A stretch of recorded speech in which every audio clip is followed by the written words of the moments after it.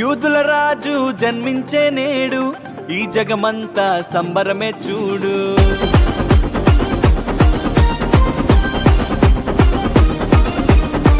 కన్యా మరియా గర్భమునందు నా ప్రియ యేసు జన్మించినాడు.